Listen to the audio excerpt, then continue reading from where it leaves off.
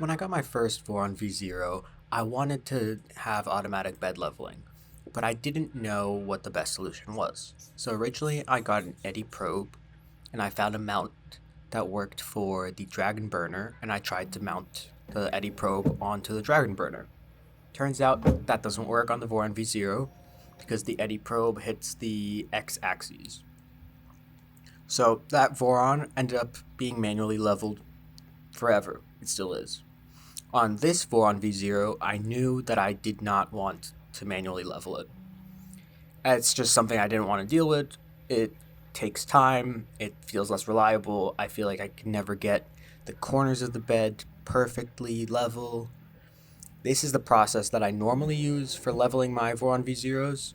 After doing the paper test, I will print a square that is one layer tall and basically adjust the three bed leveling screws until the square is as perfect as possible.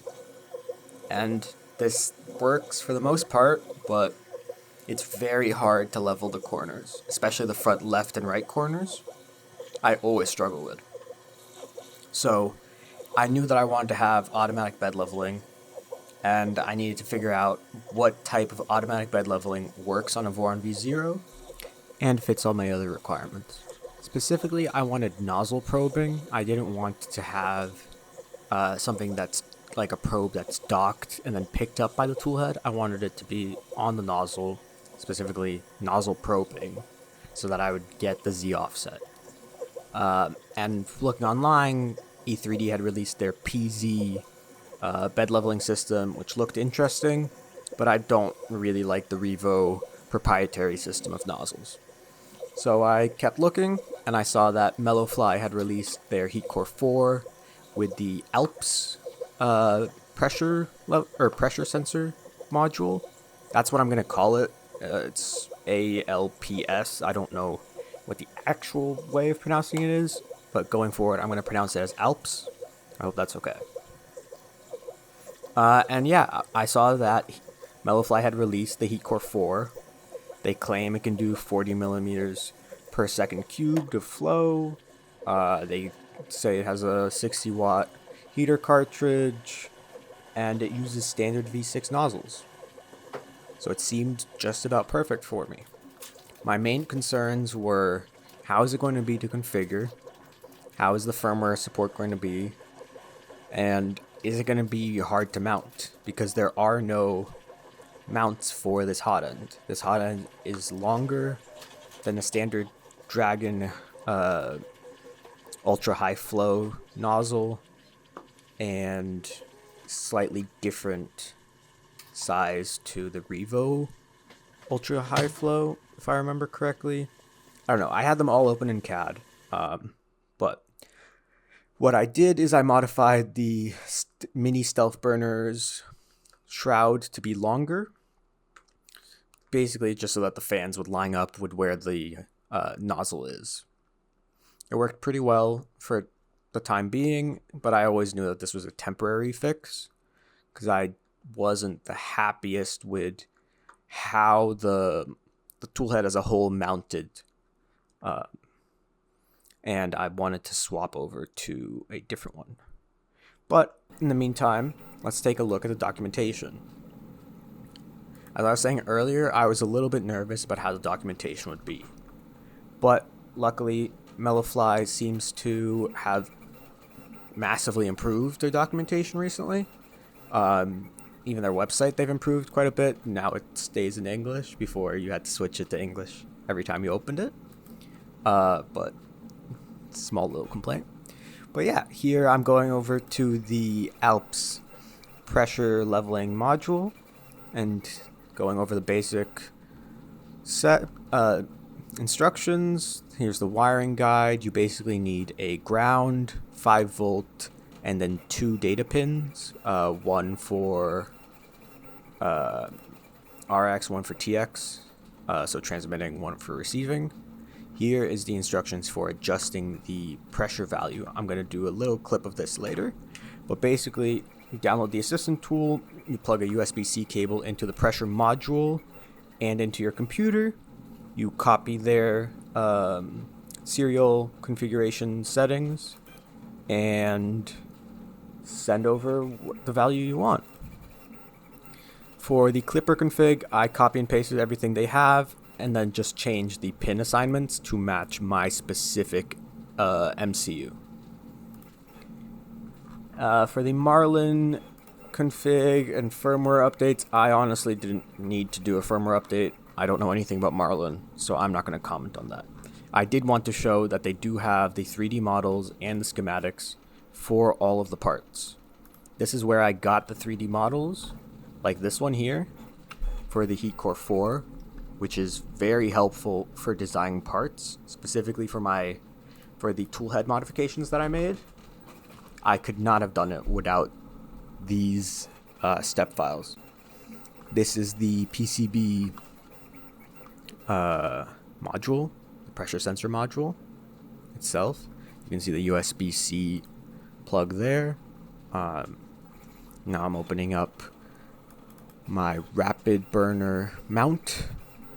This rapid burner mount is the one that I replaced my mini stealth burner mount with. This mounts the hot end at a higher location and the nozzle much closer to the stock location of the Voron V0, whereas my other toolhead mounted the nozzle quite a bit lower, I believe 5 to 10 millimeters lower. And this one uses standard 4010 fans, and then I made some other modifications so that I could fit a crossbow filament cutter without losing any height, because I was already reaching the top of the Voron V0's top hat. And here are the other tool heads that I made for this hot end. You can see that there's a mini stealth burner with an orbiter, there's a mini stealth burner with the stock extruder, and then on the right it's the stock mini stealth burner. So when you want to change the sensitivity of the pressure sensor, you're going to want to download the Serial Debug Assistant, unless you have a different serial tool that you prefer. I believe that any serial tool that can do USB serial communication would work. And then I copied the settings that they had on the MellowFly documentation website. Click connect. Here you can see that I am on my laptop.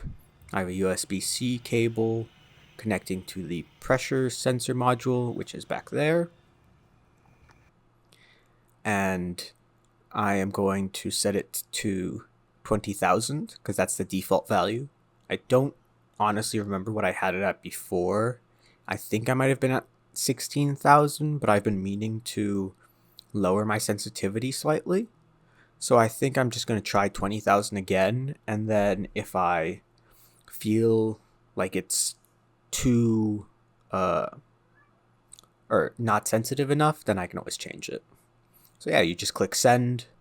You have to type set before the number, but that's about it. Yeah, here is the orbiter mini stealth burner with the MellowFly HeatCore4. This is the first mount that I used. I originally tried out a 5x5 mesh. Worked out well. I now use a 3x3 mesh because with such a small bed, I don't see a real reason for a 5x5 mesh. Here I am swapping over to the rapid burner mount that I made. Sorry about the focus here. Yeah, I am pretty happy with the rapid burner overall. I ended up reprinting it, mostly because the fan duct on the left-hand side is a little bit crooked and it was pissing me off. So I opted to just reprint the whole thing. When I had to connect the pressure sensor module to my MCU, I decided to connect it to the Raspberry Pi port because it has a 5-volt ground and UART communication, which is exactly what I need. And I connect my Raspberry Pi to my MCU over USB, so it works out perfectly for me specifically. Yeah. this is the routine that I run before every print. It's a simple 3x3 bed mesh. It doesn't take too long, and I like that it helps with making sure that the printer is heat soaked properly, because it just adds a little bit more time for the printer to sit at with the bed at print temp. But realistically, it should wait more before, but I don't care enough to have it wait 10 minutes for every print. I'm too impatient for that personally. But my overall thoughts on the MellowFly HeatCore4 is that I like it. I'm relatively happy with it. The main problem I had was I had a failed print that filled the heat sock, the silicone heat sock, with filament, plastic filament. And then that was super difficult to clean up and remove and take off. I eventually managed to get it to come off, and then the silicone heat sock actually broke, which is why in this video you can see so much of the nozzle exposed. The end of the heat sock just broke off, which was rather frustrating, but I got enough of the heat sock working that it's okay. I can deal with it. I'm not gonna buy a new heat sock for it. I did also see that MellowFly now has a heat flux printer, or not printer, sorry, a heat flux hotend, which appears to be exactly the same, except it has a 90-watt heater cartridge inside. That's the only difference I can tell off the bat. There might be other differences. I can't confirm. And it seems like they've renamed the HeatCore4 to the HeatCore4 Lite. From what I can tell, it seems to be exactly the same. Still uses 60-watt heater. And the Alps module is the same across all of these, I'm pretty sure. But yeah, overall I'm pretty happy with it. I just wish that MellowFly was a little bit more clear with their naming structures, but I am enjoying it. I enjoyed that the setup was straightforward. I didn't have to flash the firmware, luckily. It more or less sort of just worked, which was very nice. Any other thoughts? I'm trying to think here. Oh, the direction the wires for the Alps system come out of the cold side of the hot end is so annoying, because at least for my printers I have tight tolerances, and those cables are very much being crushed, and I'm quite worried that at some point they're just going to break, or they're going to be stripped completely, and it's just going to be over at that point. But until then, I am very much enjoying this hot end and this pressure sensor module. I hope you enjoyed. I'll see you next time. Let me know if you have any thoughts or opinions in the comments, and if you enjoyed, consider subscribing.